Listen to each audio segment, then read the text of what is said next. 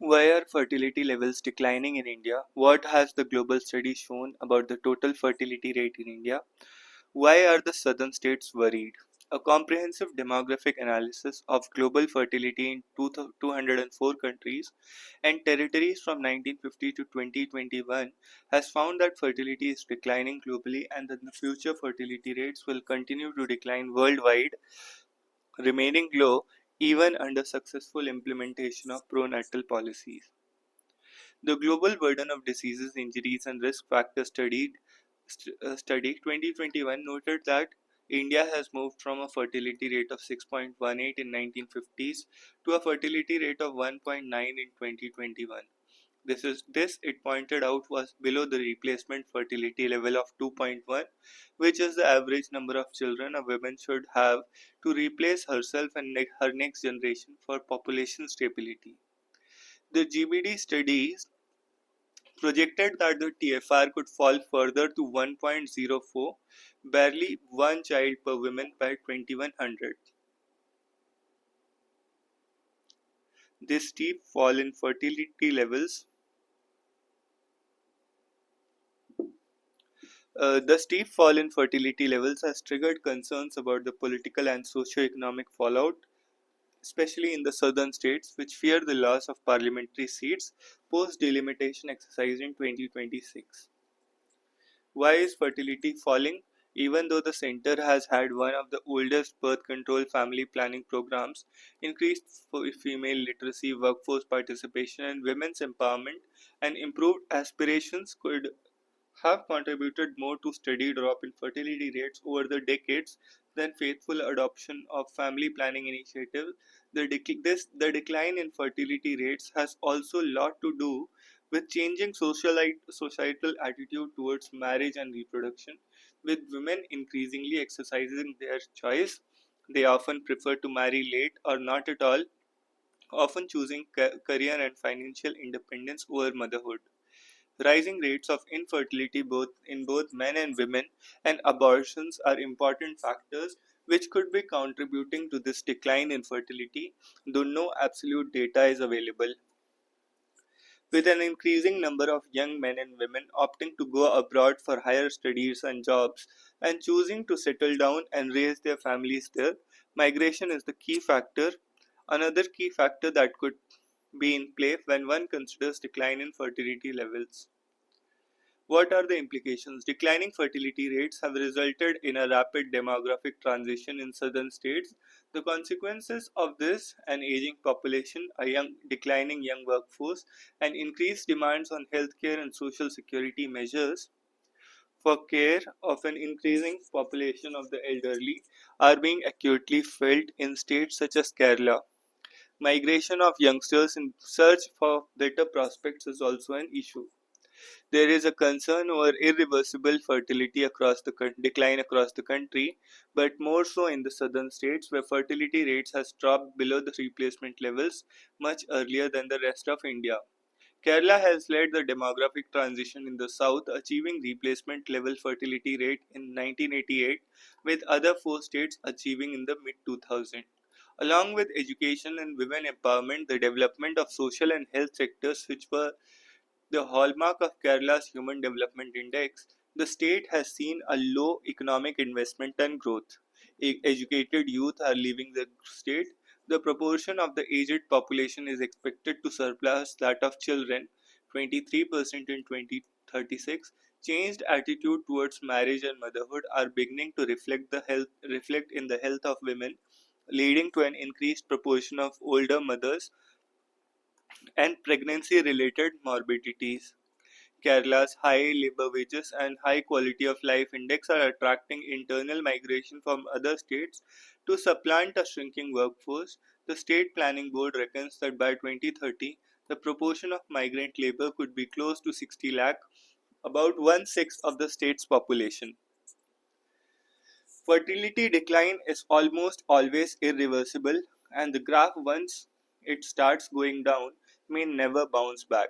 Countries like South Korea, which tried to stem the demographic crisis by pumping in millions, have failed, and fertility plunged from 0.78 in 2022 to 0.73 in 2023. Demographers suggest that socio-economic policies that propel the growth of the economy, improve job prospects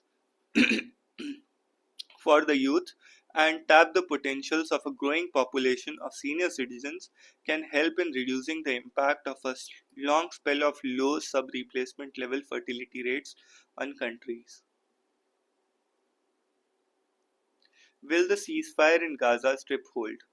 How did Israel Hamas come to an agreement? Why did it take 15 months for a deal? What did it entail? What role did Qatar, Egypt, and US play? How will it affect other countries in the region?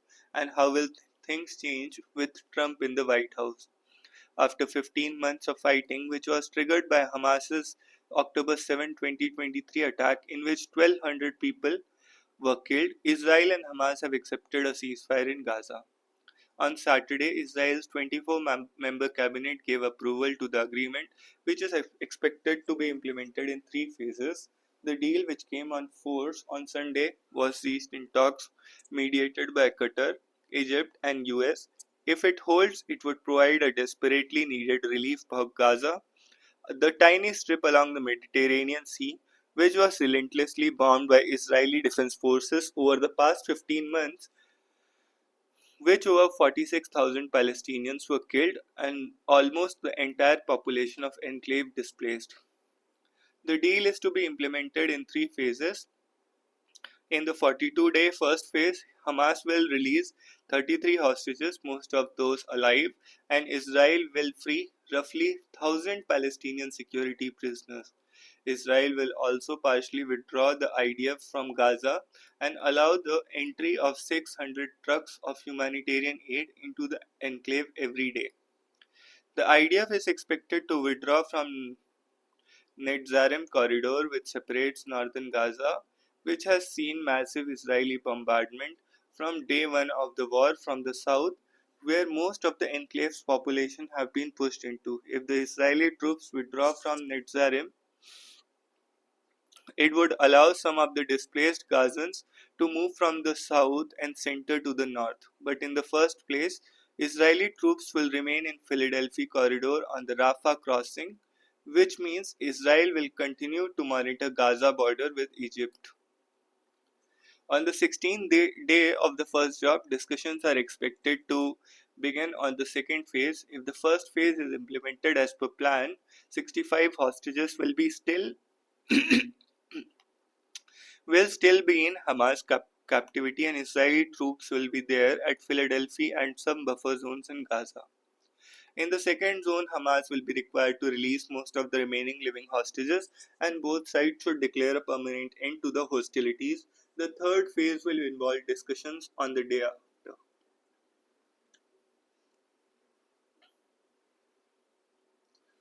Why did both parties accept a ceasefire now? The deal accepted by both parties is not essentially different from the deal offered 8 months ago. Hamas had announced earlier that it would accept a deal provided the war is brought to permanent end.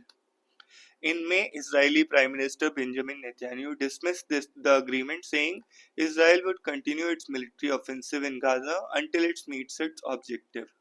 But a lot has changed in the region since. Israel now believes its regional standing has become stronger. Hezbollah, the Lebanese militia organization, has lost most of its top leadership in Israeli attacks. The IDF has killed most of the leaders of Hamas, including Sinwar. Israel carried out a massive airstrike in Iran in October, targeting the Islamic Republic's air defenses and other military facilities, to which Iran hasn't responded yet. More importantly, the fall of Assad regime in Syria has further weakened Iran's so-called axis of resistance in West Asia. Mr. Assad's Syria was the land bridge between Iran and Hezbollah. Since this land bridge is disrupted, Hezbollah will find it difficult to rearm itself. These developments have strengthened Mr. Netanyahu's political standing at home. These factors probably influenced him to change his position about a deal with Hamas, but that's not all. After months of fighting, Israel failed to meet its declared objectives in Gaza. When he launched the war, Mr. Netanyahu said Israel would dismantle Hamas Israeli attacks have disregarded Hamas's military infrastructure, but Hamas reinvented itself as an insurgency, its original avatar. Anthony Blinken, the US Secretary of State, recently said the American assessment was that Hamas recruited as many fighters as it has lost. The inability to meet its objectives through military means might also have influenced Israeli leaders to take a more pragmatic view of pausing the conflict and getting the hostages freed. And then there is the Trump factor. The Biden administration has been pushing for a ceasefire for long, but it also offered full support to Israel's war in Gaza. Washington continues to supply weapons to Israel and offer diplomatic protection to Israel at the global fora. Mr. Biden's refusal to effect in pressure tactics on Israel meant that the latter continued the war despite Washington's public call and private diplomatic push for ceasefire. But now, Mr. Biden can claim that a ceasefire was reached just days after, in fact, just days before he left the White House. Arab and Israeli media claim that the Trump factor also played a key role. Donald Trump has earlier said that all hell will break loose if there was no agreement between Israel and Hamas before he takes office on January 20 and 47th President of the United States.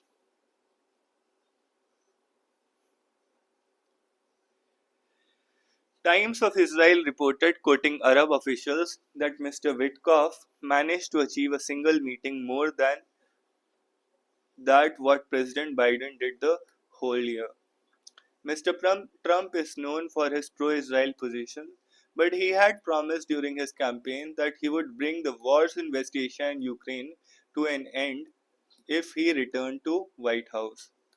If the war is brought to an end, besides the humanitarian angle, it would offer some stability to West Asia.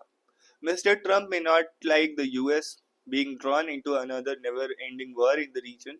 Also, if Israel Hamas war pauses, the Houthis of Yemen could stop attacking Israel and the ships passing through the Red Sea. Both the US and Israel carried out airstrikes against the Houthis in recent months but failed to stop their attacks. If the Red Sea calms down, normal freight traffic through the Suez Canal could resume, tamping down the inflationary pressure on the global economy. Why is phase 3 going to be a challenge? As of now, the focus of both parties would be on implementing the first phase, which has a fair chance of being implemented. The second phase could see exchange of more hostages for prisoners, but the real challenge would be phase 3. Hamas has demanded a complete withdrawal of Israeli troops from Gaza. Israel now realizes that it cannot dismantle Hamas. The organization would survive in one way or the other. On a more practical note, Israel doesn't want to leave Hamas as a ruling or fighting force in Gaza. This poses a dilemma for Israel. If it agrees to end the war and leave Gaza, Hamas would remain a military insurgency in Gaza. If Israel continues to stay in Gaza, there won't be a lasting ceasefire agreement, and a war of attrition will go on. Can Bhopal waste be safely disposed of? What is the plan on the hazardous gas leak waste? How much has the central government allocated to the Madhya Pradesh government to incinerate the waste and deposit the residue at the landfill in Pithampur? Why have been their protest?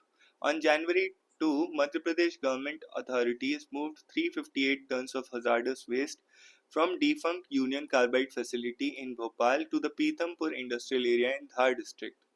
On December 3 last year, the Madhya Pradesh High Court had set a 4-week deadline for authorities to dispose these this waste nearly 40 years after the gas disaster that killed more than 4,000 people and injured and debilitated thousands more.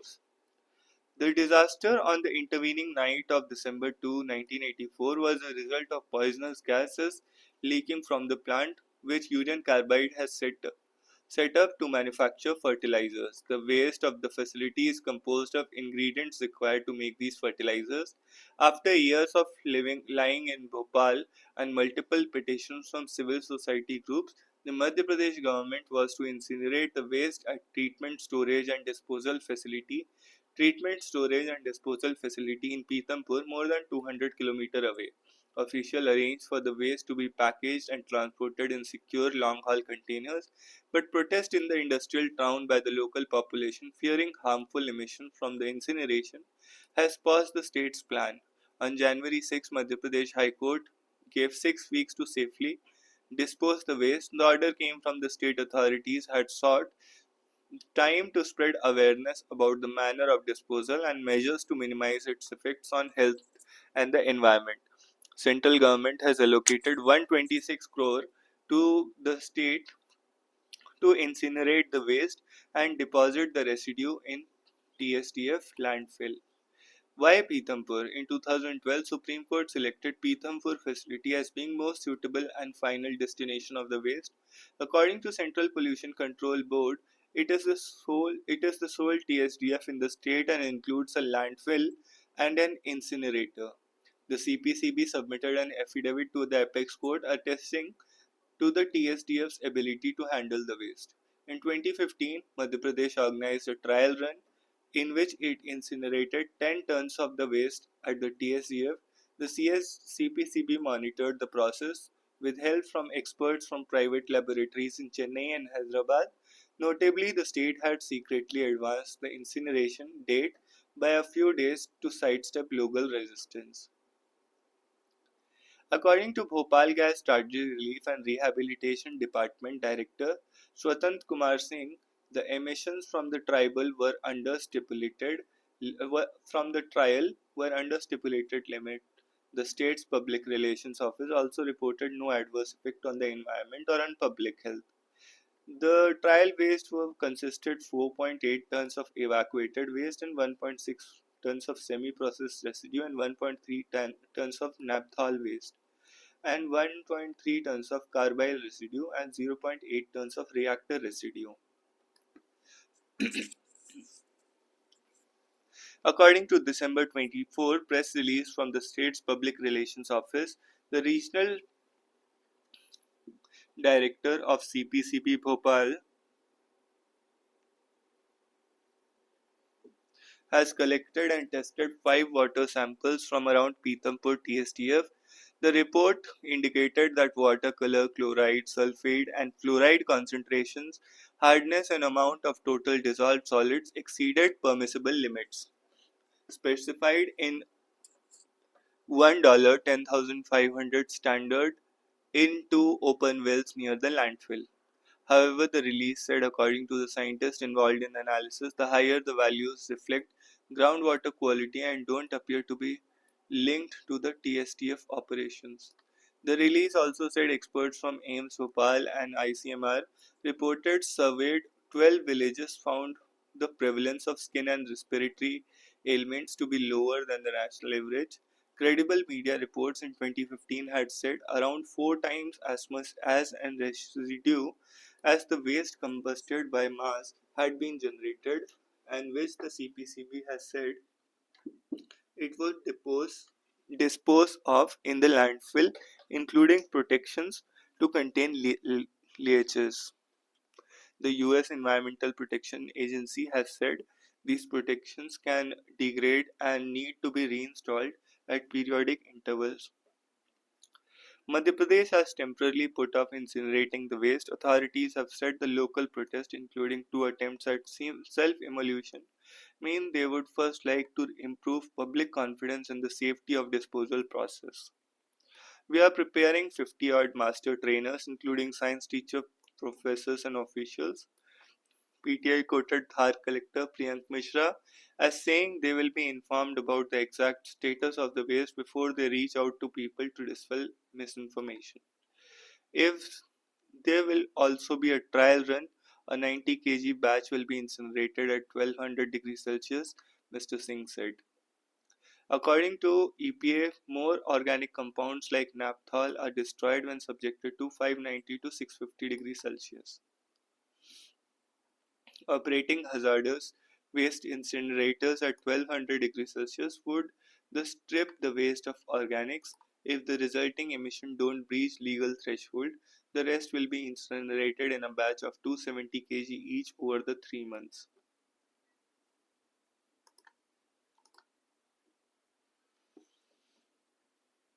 A confluence of faith and culture, a fortified day gathering of Hindu ascetic saints, ash smeared Naga sadhus, skeleton donning aghodis, and other pilgrims, is expected to have a footfall of 450 million this year, nearly twice the population of Uttar Pradesh, India's most populous state. Kumbh, derived from a Sanskrit word which means pitcher, is rotationally held every 3 years at the riverside cities of Prayagraj, Haridwar, Ujjain, and Nasik. The Earth Kumbh is held every 6 years at Haridwar and Prayagraj, while Purn Kumbh takes place in all four cities every 12 years. Mahakumbh happens after 12 Purn Kumbhs in Prayagraj once in 144 years and is considered the most auspicious. Monday, January 13 marked the first day of 45-day-long Mahakumbh in Prayagraj, listed as the UNESCO as the largest peaceful religious congregation of pilgrims on earth, where devotees walk miles to take a dip at Sangam, the convergence of the holy rivers Ganga and Yamuna and the mythical Saraswati. The fair is visited by Hindu ascetics, saints, ash-smeared Naga sadhus, skeleton donning aghodis, and other pilgrims. It is expected to have a footfall of 450 million this year, nearly twice the population of Uttar Pradesh, India's most populous state. Kumbh, derived from a Sanskrit word which means pitcher, is rotationally held every 3 years at the riverside cities of Prayagraj, Haridwar, Ujjain, and Nashik. It is based on the planetary alignments, mainly that of Sun and the Jupiter. The Earth Kumbh is held every 6 years at Haridwar and Prayagraj, while Purn Kumbh takes place in all four cities. The Mahakumbh happens after 12 Purn Kumbhs in Prayagraj once in 144 years and is considered to be the most auspicious. The mythological belief says that drops of Amrit were spilled at these sites from a urn which came out during the Samudra Manthan, churning of the ocean, done by gods and demons. The central ritual of the fair remains bathing in icy cold waters of the sacred rivers, where millions immerse themselves with the belief that act will cleanse them of their sins and liberate from the cycle of birth and death and will attain spiritual liberation. Religious texts also link Kumbh Mela's origins to the 8th century philosopher Adi Shankaracharya, who established this practice of gathering of ascetics from across the country for discussion of religion.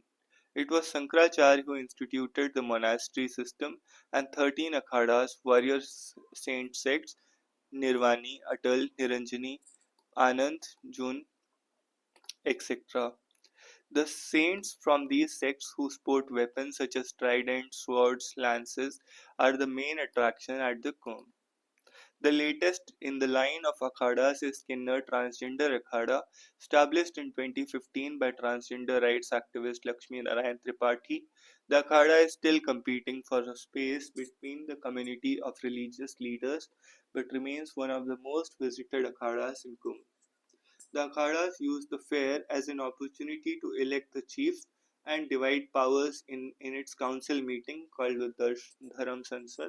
This year, the meeting scheduled on January 27 may pass the proposal for the board of a Satnam board, a board dedicated to safeguard the Hindu religious sites. The seers have already placed wishes as no entry for Muslims and non-Hindus at the Kumbh, which was partially supported by Chief Minister Yogi Adityanath, who says those who don't believe in Satanandam should not visit the event. Mahatma Gandhi had visited the Kumbh Mela in 1918. Political parties today capitalize on this event to win over Hindus. The fair was used by the Vishwa Hindu Parishad to chalk out the blueprint of Ram Temple construction in 1989. With the BJP being in power at the center and state, this year Kumbh is one of the most well-funded religious gatherings being held in the country. Prime Minister Narendra Modi dubbed it as Mahayagya of Unity, as the central approved a special grant of 2100 crore for it. About 7005 crore was devoted to ensure proper logistics to host millions. A sprawling tent city has been carved out within the limits of Prayagraj district, spread across approximately 4,000 hectare areas and divided into 25 sectors, 12 ghats for bathing. A large group of bureaucrats were deployed at the site to smooth the smooth management of the fair. The airport was expanded to accommodate more flights with the Indian Railways. While the Indian Railways has announced that it will run 13,000 trains to Prayagraj to ensure maximum devotees arrive at Kumbh, putting immense pressure on the town which exceeds its carrying capacity every time the fair is organized. In 2019 Kumbh, the gathering generated 18,000 metric tons of solid waste. Approximately 160,000 tent shelters have been constructed, this time to accommodate 15 to 20 lakh Kalpwasis. Devotees who spend around a month in the fair living a minimalistic life. Although the tents are free for the Kalpwasis, they do bear the rocketing price of groceries, travel, and other needs. Apart from cubicle shaped hiking tents for Kalpwasis, the government has also set aside luxury cottages across the Sangam Bank to drive tourism. These cottages cost 50,000 to 1 lakh per night, with 1 lakh 50,000 toilets, deployment of police officers, hospitals, banks, and eateries. The state has not left any stone unturned to make the Mahakumbh an event like never before. The fair has gigantic posters of the Prime Minister and Chief Minister advertising schemes and achievements of BJP government, including LPG schemes, Swachh Bharat, solar energy, among others. The fair presents opportunities to both local traders as well as multinationals who set up kiosks to expand businesses, from Domino's to Cafe Coffee Date, from RBI to LIC, from medicines to trades, agriculture products and gadgets. The Mahakumbh has a stall selling everything. The state has projected to generate up to 2 lakh crore from this 45-day gathering, which will end on February 26. With millions gathering at the river banks, Kumbh Mela has seen accidents such as stampedes in the past, which led to death of hundreds of pilgrims. With the humongous footfall at the site, incidents of missing cases too have become synonymous with the fair. Several Bollywood movies have drawn their plot from the Kumbh, where heroes get separated from families at the fair and then dramatically reunited decades later. After the end of the gathering, Sangam city will once again turn into a barren land, which will be used by the farmers to grow melons and children to play, leaving the sandbanks to wait for another Kumbh to feel lively again. Activist short seller Nate Anderson, known for investigative reports on publicly listed companies, the founder of Hindenburg Research, he is disbanding the group. Return of the Begum Khalida Zia. The BNP politician, who has been acquitted in a corruption case, is now back in the limelight as her party is preparing for a next election in Bangladesh. Early morning of May 30, 1980, the clouds from Bay of Bengal, Las Chittagong, through her through the heavy pitter patter of rain on the roof of the circuit house of Chittagong, President Ziaur Rahman heard the sound of gunfire. A man of action known for his bravery as the Pakistani soldier in 1965 India-Pakistan War, and later as a nationalist officer who rebelled against the Pakistani army in 1971, Rahman was not someone to hide. Dressed in his night suit, Rahman came out to check the source of the gunfire, and then just then a hail of bullets literally sliced him into two halves. The killers, however, failed in the plot to seize power as Abdus Sattar, a seasoned political figure, quickly took charge as the president with Army Chief Hossein Mohammad Ershad support. It was in this dramatic situation that Khalida Zia, widow of Rahman, entered the political spectrum. She had reportedly fainted on the hearing the news of the assassination of Rahman, but 2.5 years later, Ms. Zia took over the Abdus Sattar.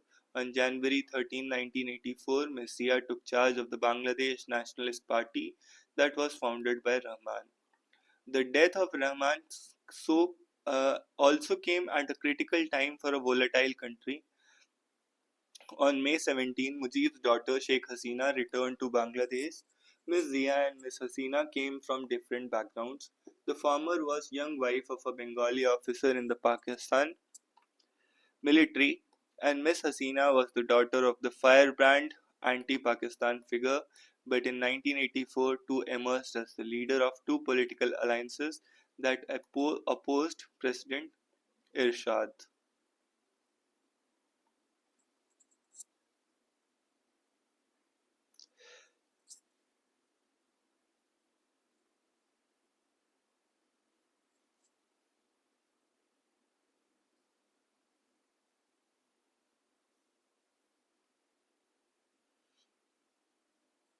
Ms. Zia has seven-party alliance and Ms. Hasina led a 15-party alliance against Irshad. In 1986, Irshad held a fraudulent election.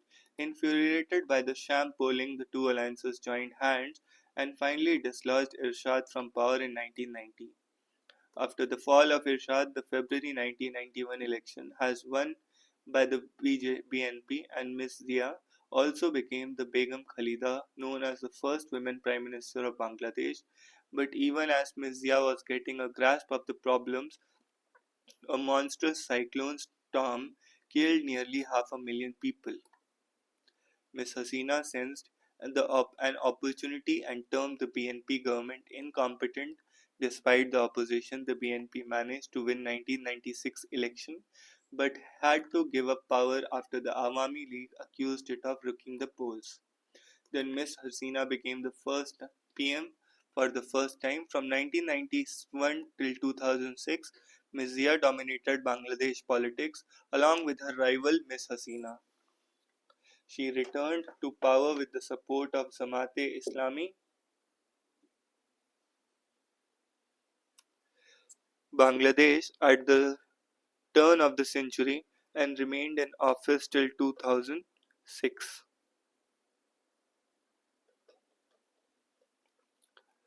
Though Ms. Zia was kept out of power by Ms. Hasina during the next 15 years, Zia took a backseat during the Hasina era, and the day-to-day affairs of the party were handled by Mirza Fakhrul Islam Alamgir and Amir Khusro Mahmud Chaudhry, who maintained the combative attitude of the party, which boycotted election thrice 2014, 18, and 24. After being freed from detention following the fall of Hasina government, Ms. Zia reiterated that she does not harbor any ill will towards the currently exiled Ms. Hasina, giving a hint that she is waiting and watching how long the interim government led by Muhammad Yunus would last. While the BNP boycotted polls in the past, it is also known that Ms. Hasina regime did not stop doctors from Johns Hopkins Hospital in the US from flying to Dhaka to conduct a complex surgery on Ms. Zia in 2021. With Hasina out of Bangladesh and the BNP enthused by the prospects of returning to power, Ms. Zia 79 is once again in the limelight, but this time she is far more cautious. Earlier this month, an air ambulance from Qatar flew her for special medical care in London, where she was reunited with her elder son, Tariq Rahman, who had been in exile since he was reportedly tortured by the military during 2006-8 caretaker rule. Last week, Ms. Zia was acquitted in a 2008 corruption case, overturning a previous 10-year sentence. In Bangladesh's fractious politics, Ms. Zia has been seen as a survivor, and her tactics will be tested once again whenever the interim government calls for elections.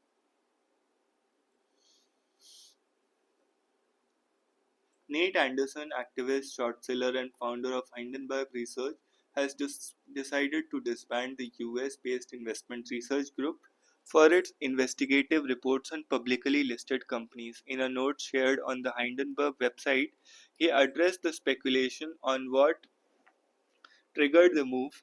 The plan has been to wind up after we finish the pipeline of ideas we were working on. And as of last, the Ponzi cases we just completed and are sharing with regulators, that day is today. Short sellers are rare breed in general, and in what has been a bullish market for past several years, even more so. Mr. Anderson, with small team of 11 people, built Hindenburg into a reputed research group that has caused over 100 individuals, including billionaires, to be civilly or criminally charged, and wiped out billions of dollars in companies' market and values. The son of a college professor and a nurse, Mr. Anderson obtained a business degree and started off with a job providing technical and sales advice to financial analytics company.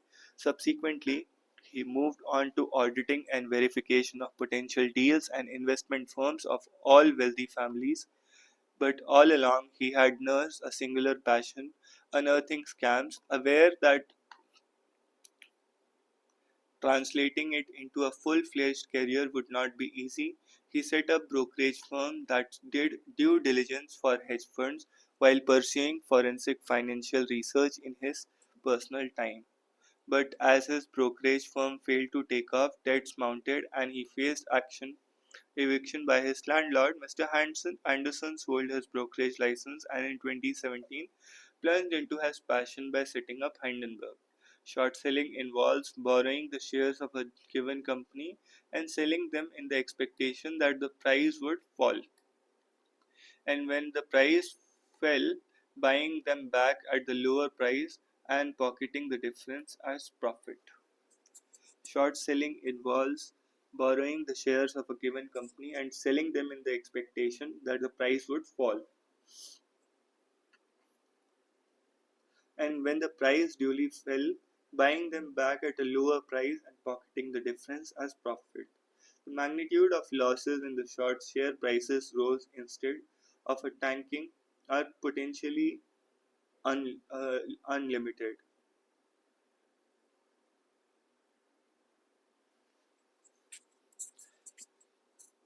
Mr. Anderson's big success came with Nikola, a maker of electric tugs. Hindenburg claimed that its management was lying about the technology status of its product. It's, it famously exposed the fact that its truck, which in a video seemed to be cruising at a good speed, was actually rolling downwards on a slope in neutral gear. Nikola's shares plunged 15%. Its chairman was charged with securities fraud, and Hindenburg made a killing on its short position. He famously took a billionaire oligarch Elon by announcing short position on Twitter following Mr. Musk's deal to buy the social media firm. Mr. Anderson bet that Musk would walk away from the deal. When 4 days after the agreement, Mr. Musk tried to do just that, Hindenburg made money. When the case went to court, Hindenburg covered it short and went long, believing that Musk's arguments for backing out won't win. They did not, and Mr. Musk closed the deal at a originally agreed price. Hindenburg gained yet again. Mr. Anderson made news in India for the first time in January 23 when Hindenburg alleged that the Adani Group was using entities registered in Mauritius to perpetuate stock manipulation and accounting fraud. The Adani Group had denied the allegations. Hindenburg hit the headlines against last August when it alleged that securities SEBI chief Mahadabi Butch and her husband held stakes in offshore funds linked to the Adanis. Ms. Butch and the Adanis have denied these allegations, but the Adani Group has lost $150 billion from its market value since. The Hindenburg report came out in 23. And last November, Gautam Adani was indicted on security fraud charges by the US regulators. Mr. Anderson has now promised to open source his methods of investigation so that others can take the Hindenburg legacy forward. Investors are typically not fond of short sellers given the existential danger they pose to the value of their holdings. But there is no denying the immense public interest of Mr. Anderson's unique contributions in exposing what the state regulatory apparatus should have prevented in the first place. Hezbollah chief warns Israel over hundreds of truce violations. Naim Qassem, the leader of Lebanon's Hezbollah, on Saturday accused Israel of hundreds of violations of a ceasefire to be implemented by next week and warns against testing our patience. His remarks came during the visit by Lebanon by United Nations Security General Antonio Guterres. Gunman kills two judges in Tehran, tied to 1988 mass executions.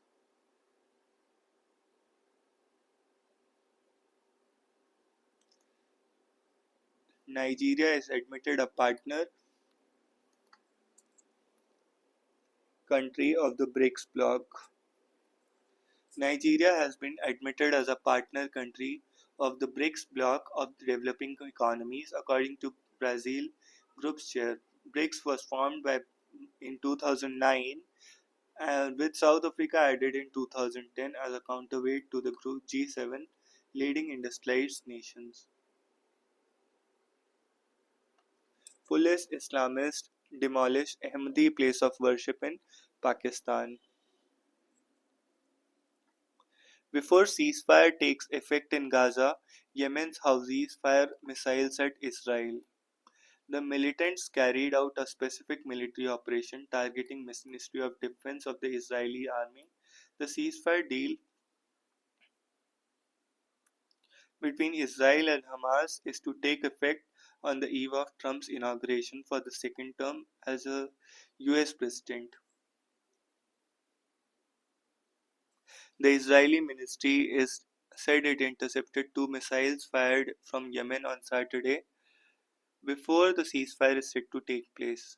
Military activated air raid sirens in Jerusalem and in parts of central and southern Israel ahead of the interceptions during the day, with the first projectile shot down in the morning. Yemen's Houthi rebels claimed the morning attack hours after the Israeli military intercepted the incoming missiles. The Houthis carried out a specific military operation targeting the so-called Ministry of Defense of the Israeli army using a ballistic missile. Morning attack had triggered explosions over Jerusalem as the military intercepted the missile. Following the sirens that sounded a short while ago in the areas of Itlat and Arava, a missile that was launched from Yemen was intercepted before crossing into Israeli territory.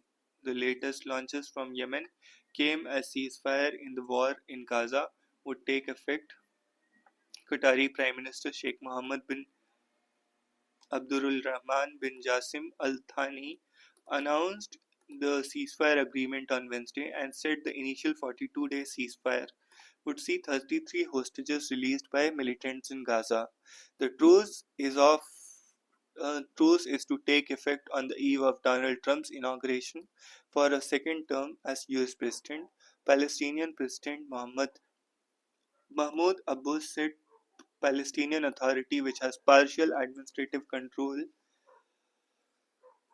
in the Israeli-occupied West Bank, has completed preparations to assume full responsibility in Gaza after the war.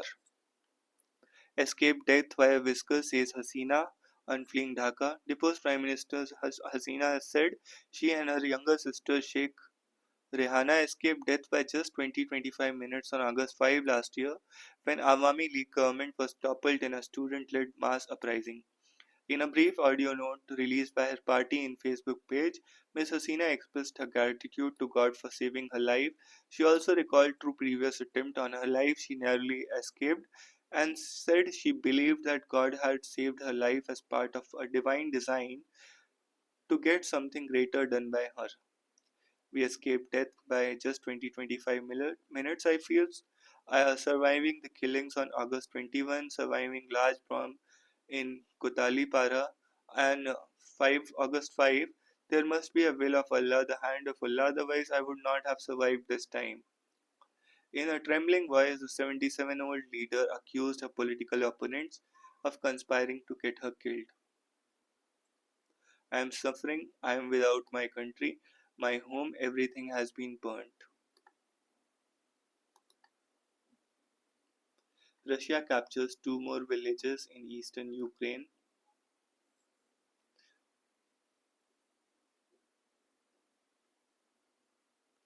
Russia launched 39 Shahed drones, simulator drones, and 4 ballistic missiles in early hours of Saturday morning, according to Ukraine's Air Force. Office of Ukraine's General Prosecutor said in a statement that casualties included a security guard at food establishment and people who were in minibus on the street.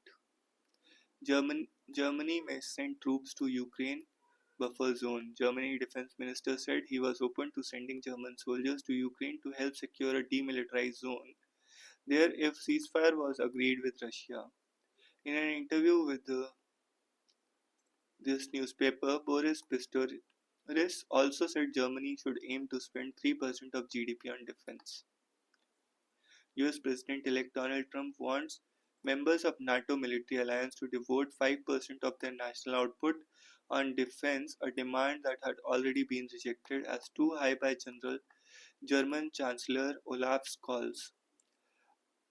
Asked about the possible deployment of German troops to secure a buffer zone between Russia and Ukraine, if one were agreed, Mr. Pistorius said, "We are the largest NATO partner in Europe. We will obviously have a role to play." Mr. Pistorius said Russia was currently occupying 18% through 19% of Ukrainian territory, but despite nearly 3 years of war, it had not gained more than that and had suffered extensive losses in its army in the attempt. Rohit confirms he will play in Ranji match against Jammu and Kashmir. Kohli unavailable for Delhi's game against Saurashtra.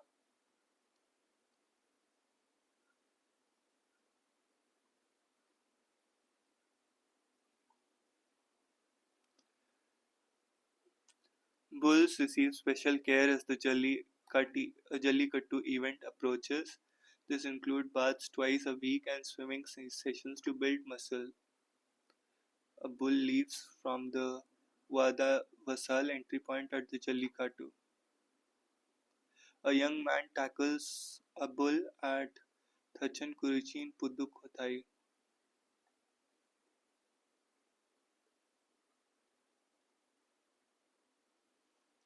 The Tamil festival of Pongal is celebrated with great enthusiasm in districts such as Madurai.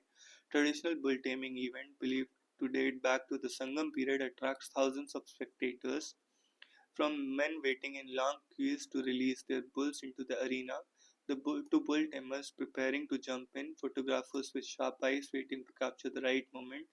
The event is promoted as a tourist attraction by the state government and it holds appeal as the symbol of Tamil culture. Traditionally male-dominated sport, Jallikattu has increased participation from women and transgender persons. Each year, alongside men who wait for their turn to untie bulls in the field, hundreds of women and transgender persons too train and wait for their turn to tackle their bulls.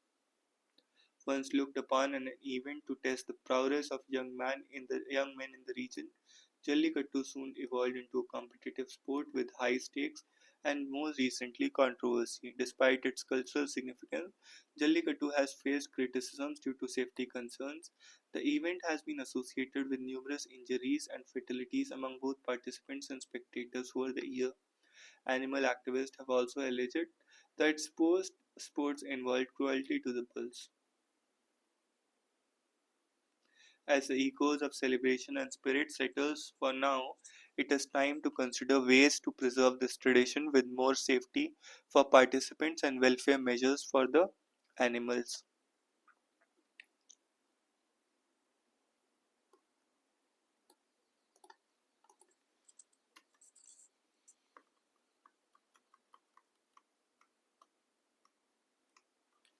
Signs: RNA, not DNA, is the main cause of acute sunburn.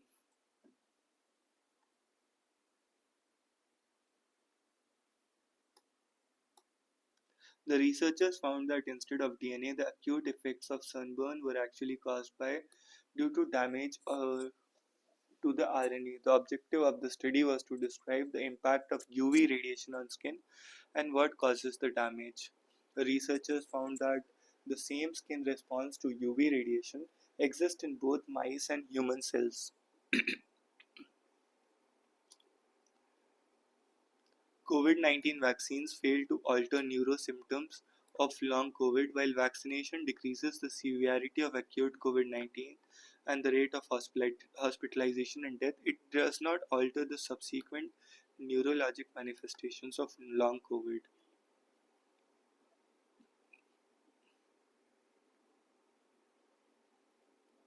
While COVID-19 vaccination decreases the severity of COVID-19 disease and health of hospitalization and death, a study published recently has found that vaccination prior to SARS-CoV infection does not necessarily reduce the neurological manifestations and burden of long COVID. This includes patients that had a severe infection that necessitated hospitalization and those with mild infection who did not require hospitalization. Common neurological symptoms of long COVID include brain fog, numbness, and tingling headache, etc. Development delays in children exposed to Zika in utero. As per a retrospective perspective, matched cohort study published recently exposed to Zika virus while still in womb can lead to greater risk of neurodevelopmental delay in early children when children are born without any signs of congenital Zika syndrome. Red meat consumption increases risk of dementia. Red meat consumption is an established risk factor for chronic conditions including cardiovascular disease and type 2 diabetes. A new study has found that eating greater quantities of red meat, especially the processed forms, increases increased risk of dementia too. Asteroid impact sulfur release less lethal in extinction. Most studies considered sulfur as the most crucial factor causing mass extinction of dinosaurs, but the estimates of volume sulfate aerosols released from the vaporization of impacted rocks in Mexico has varied widely. A new study used sulfur concentrations and isotopic compositions from the new drill cores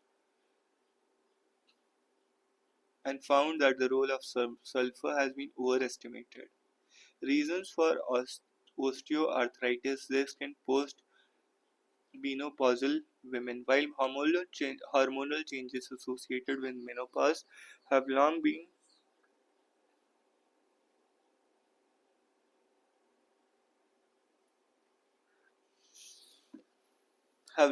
known to accelerate the development and progression of osteoarthritis, the biological mechanism of why this occurs was largely not known. A study discovered that the estrogen and progesterone promotes extracellular matrix degradation and chondrocyte deterioration, while restoring these hormones to premenopausal levels protect against cartilage degeneration.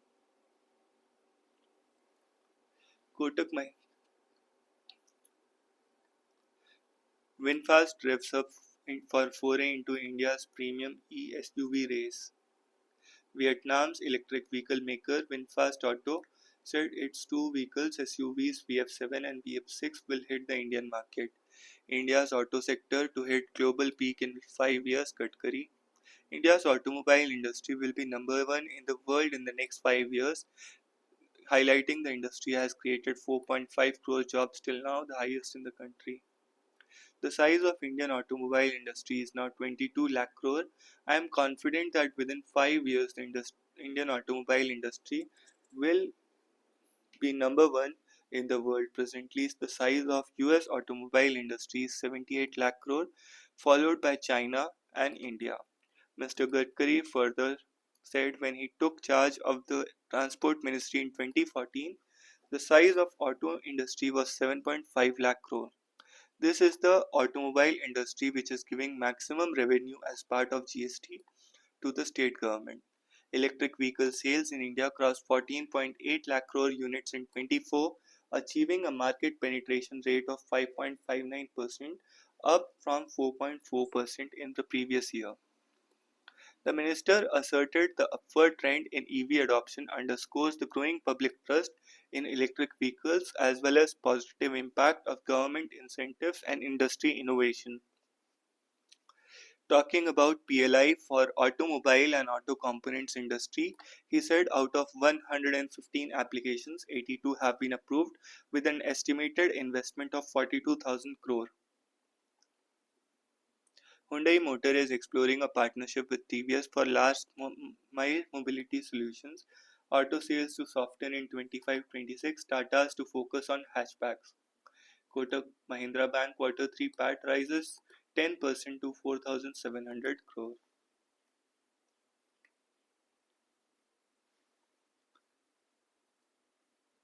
Congress angling for kingmaker role after election in capital, not in favor for post-poll alliance with AAP, Makan. Singapore, India are on a new plane of cooperation. Singapore President Thurman Thurman Shanmugaratnam, on Saturday said India is emerging as a major pole in the global economy with a significant potential as export economy and is a nation with Singapore aims to deepen its collaboration. Speaking to the reporters while wrapping up his two-day tour to Odisha, Mr. Shanmugaratnam said Singapore and India are now on a new plane of cooperation. It reflects India's aspirations and the fact that we are now in a world where worked we have to work harder at collaborating with each other. India aspires to be a pole in its own right in a multipolar world that is true geopolitically but is also true economically, the Singapore president said. Over the next 10 to 20 years, India is set to play a key role due to its favorable demographics, its current stage in the development process, its readiness to advance the skills and value chain, and its vast potential as an export-driven economy. India prioritizes and Singapore prioritizes. India's priorities and Singapore priorities are also joined very well. Shah Naidu take part in the NDRF Racing Day celebrations today. The 10th Battalion of the NDRF will celebrate the 20th Racing Day on its premises at Kunda Pavuluru in Gannavaram Mandala of Krishna district. Inside Indira Bhavan, Congress retains connect with the past through an array of photographs. Indira Bhavan, the new Congress headquarters, strives to balance the past and the present. Congress will remove quota cap if elected to power, says Rahul. While slamming the Bihar government led by Chief Minister Nitish Kumar, Mr. Gandhi said the caste survey done in Bihar government released in 2023 was fake, and when our government returns to power, a caste census will be held across the country to know the exact population of caste and their representation and governance.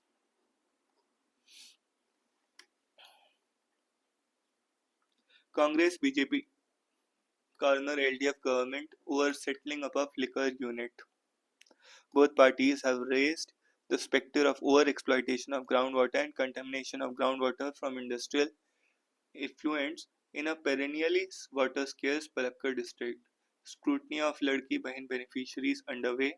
Maharashtra Minister Aditi Tatkare on Saturday said the process of scrutinizing beneficiaries of Mukhyamantri Majhi Ladki Bahin Yojana is underway with the help of transport and income tax departments. Talking to reporters here, the state women and child development minister said 4,000 women have filed applications to opt out of the scheme. Under the Mukhyamantri Majhi Ladki Bahin Yojana, launched by the previous Eknath Shinde government in August last year, women from economically weaker sections whose family annual income is below 2.5 lakh are provided monthly allowance of 1500. There have been complaints about the annual income of some beneficiaries below 2.5 lakhs, some owning more than one personal vehicle employed in government jobs and moving to other states after marriage. She said the cross verification in the ongoing process will continue. 18 Naxals killed in Bijapur operation, not 12, say police. Doctors transport brain-dead man's heart in 13 minutes. True green corridors were created on Metro line on Outer Ring Road in Hyderabad to rush organs taken from 34-year brain-dead recipients to different hospitals. Survey adds 24 new species to Munnar's faunal stock.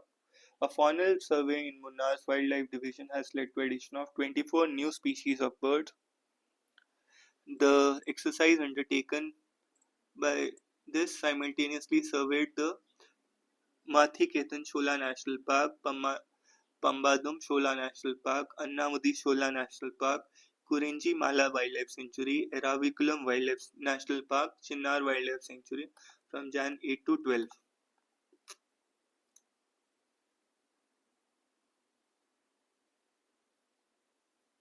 A total of 217 species were documented, including 11 new species. The additions include brown hawk owl, barren button quail, spotted owlet, mottled wowl owl, etc.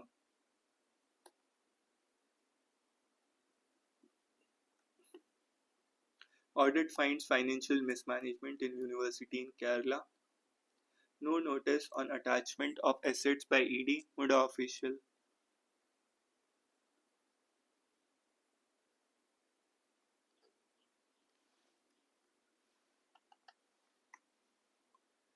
Lit for life, a survivor's crusade to break the stigma around sexual violence. Trafficking is the worst form of sex crime, says Sunita Krishnan, and calls upon to fight scourge. She says people's attitude is the biggest challenge and stresses the need for unconditional acceptance. It's important to differentiate people from the problem and requires a daily fight. Even as the session with Sunita Krishnan, survivor, crusader, and fighter against sex trafficking, pavilion on Saturday at the Hindu Lit for Life, the court verdict in the Arjikar case came in holding Sanjay Roy guilty of rape and murder. This is one case of speedy justice, but there are billions of cases of sex crimes that don't even reach the charge sheet stage. In conversation with writers, she talked about what it takes to fight for others.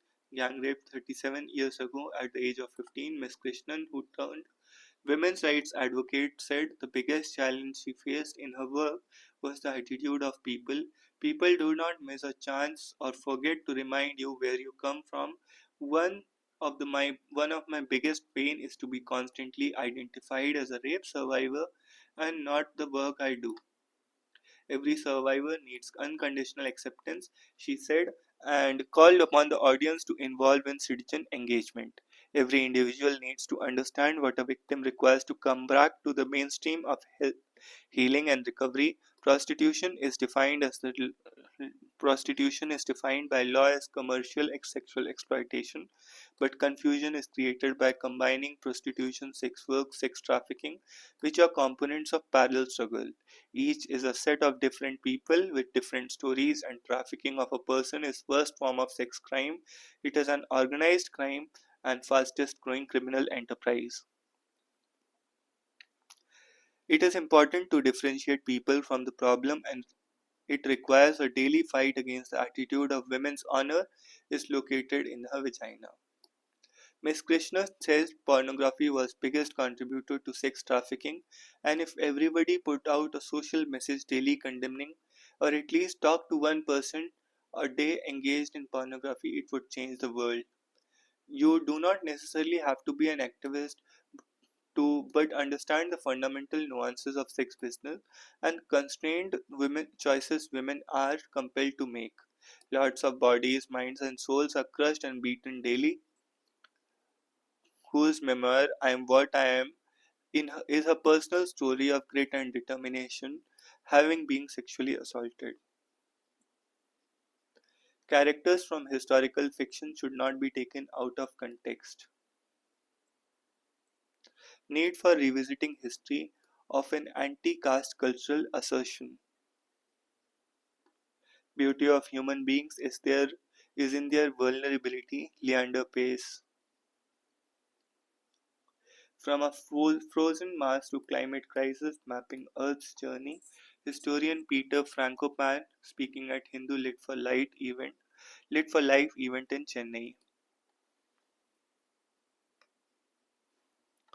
Nothing lost, but much gained with Tamil's spirit of openness to diverse cultures. A writer like Sujata will come once only once in 100 years. Tamil writer Sujata was unique, versatile, and prolific, said filmmaker Rajiv Menon. A reason to live and recipe for happiness in life. Ikigai is the Japanese word for a reason to live. Spanish author Francois Mireles describes it being happily busy to wake up every morning happily and to do what has value for a person in the world.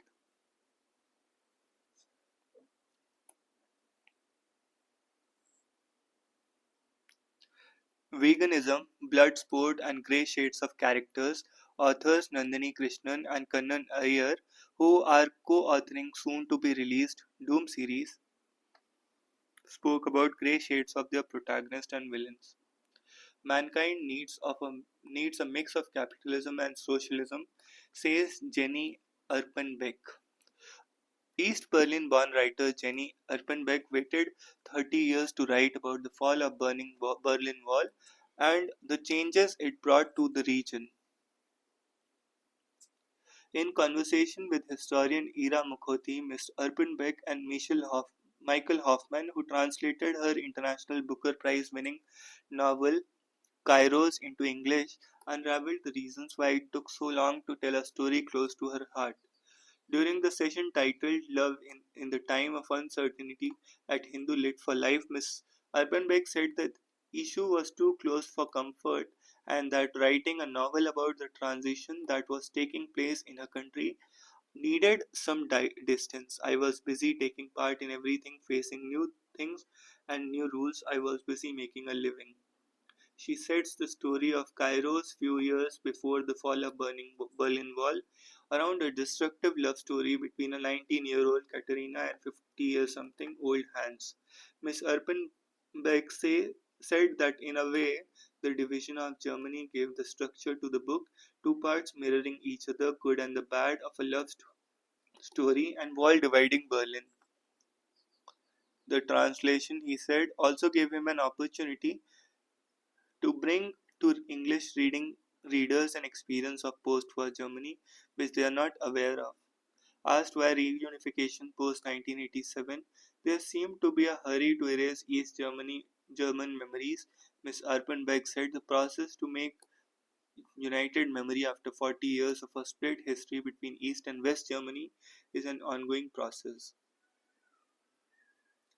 Too early to celebrate Gaza ceasefire deal. Stanley John Lee is the author of Original Sin, Israel, Palestine, and the Revenge of Old West Asia.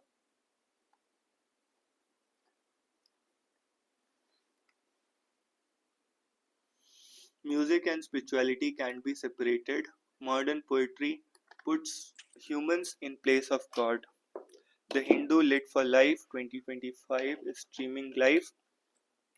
Literary enthusiasts can now tune into the Hindu Lit for Life 25 from the comfort of their homes. The much awaited festival celebrating literature, arts, and culture is being live streamed on YouTube.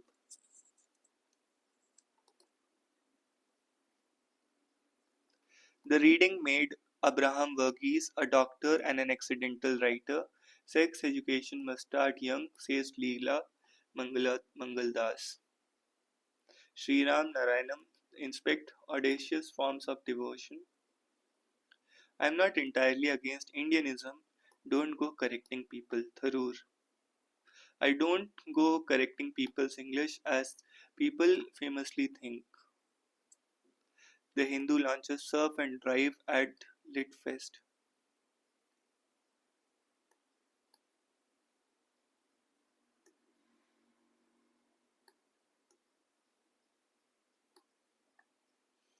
Without Voldemort, Harry Potter is just having a lovely day, says Williams. Modi distributes 65 lakh property cards across 12 states union territories. Swamitva scheme will unlock economic activities worth 100 lakh crore. Worst sufferers of property issues were Dalits, backward classes, tribals. Previous governments did nothing to address it. Prime Minister Narendra Modi on Saturday distributed more than 65 lakh property cards to rural families in 50,000 districts across 12 states and union territories under the Swamitva Survey of Villages and Mapping with Improvised Technology in Village Area Scheme. Survey of Villages and Mapping with Improvised Technology in Village Area Scheme. Survey of Villages and Mapping with Improvised Technology in Village Area Scheme. He said rural digitization was furthering rural empowerment by leveraging the power of technology and good governance. Swamitva scheme was launched in 2020 to provide records of rights to families owning houses in villages through surveys using the latest drone technology. Around 2.24 crore beneficiaries in villages will now have Swamitva property cards after 65 lakh cards are distributed today. India was also impacted by this challenge. People in villages have property worth lakhs of crores, but they did not have papers for it. There were disputes, properties were snatched, and even banks did not provide loans over it. Speaking on the potential of the scheme, once it achieves its objectives of issuing property cards in all villages, Prime Minister said it would unlock economic activities worth more than 100 lakh crore in the coming years. He also credited the Bhu Aadhaar system for empowering rural India with around 23 crore such identification numbers issued so far. Haryana Minister Vij says state BJP quit, Badoli should quit. Rajnath visits Mahakumbh, takes holy dip at Sangam. New BJP chief appointed in Arunachal Pradesh, Goa. Kerala's governor's policy address suggests shift in Raj Bhavan's government political dynamics. New Kerala Governor Rajendra Vishwanath Arlekar's policy address marking the opening of budget session of the assembly on Friday appeared to signal an arguably different dynamic. Mr. Arlikar expressed the state government's concern about experiencing liquidity stress due to declining share of union fiscal transfer, tapering of revenue deficit grants, and cessation of GST compensation. The government's non-confrontational approach also helped. It kept the policy address largely devoid of politics. Government also appeared to gloss over contentious questions and dominated the state's political narratives. Mr. Arlikar followed the script, maintained an officially punctilious note, and struck an optimistic tone. The governor noted that governments highlighted the fiscal problems plaguing Kerala when the 16th Finance Commission visited. Parandur Airport project Vijay to meet protesters tomorrow. Does despair settle in Maharashtra's Chinchwali village as quarrying continues unabated? India-Bangladesh farmers clash and international farmers. Argument started as Sukhvidepur outpost where BSF and BGP had differences recently. Farmers from bordering areas clashed at Saturday.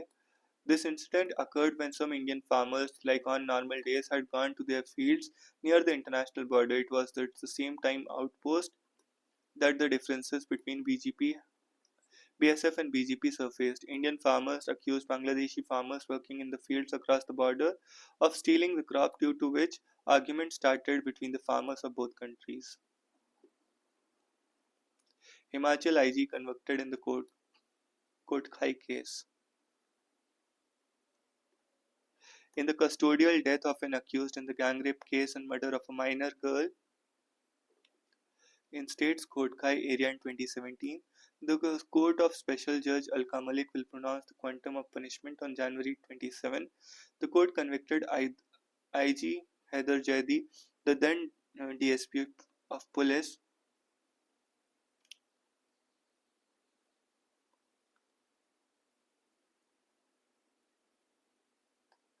convicted serial killer who jumped parole in Delhi.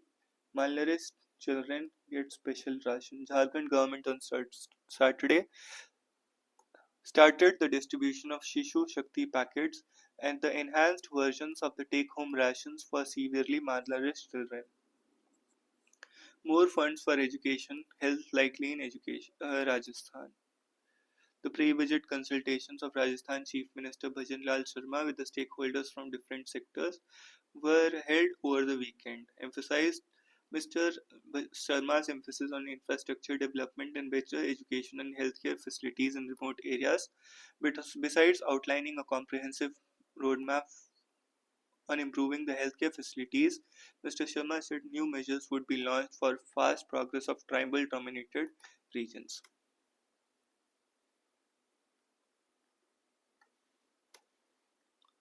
RG ka rape. Ex-police volunteer found guilty, sentencing to take place tomorrow. Accused Sanjay Roy was convicted based on 11 pieces of evidence produced by CBI. Court has lived up to the faith placed in it, says victims' parents. Lit for Life begins with a note to book and reading. PM issues 65 lakh property cards in 12 states and UTs. Will remove quota if elected to power, says Rahul. Israel-Gaza ceasefire to begin today, officials. Third party help mooted to broker Manipur peace. At the first ever integration training organized by Assam Rifles for the Manipur police last month, recruits from all three communities, Meitei, Kukizo and Naga, concurred that peace in the ethnic violence affected state should be brokered by a neutral third party. Most recruits were disillusioned with the inability of the leaders to find a solution to the issue and stressed a larger role by the central government to tackle the crisis. The integration training was organized in the first weeks of December for around 1900 select police officials. The need for integration program was discussed first at a meeting on June 17, 2024, when Mr. Shah reviewed the security situation in Manipur.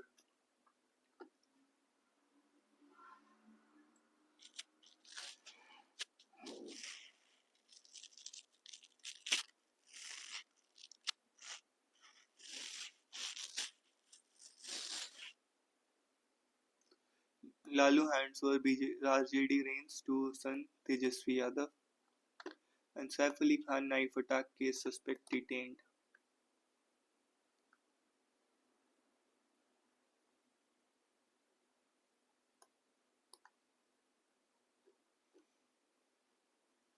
So this was it. See you in the next one.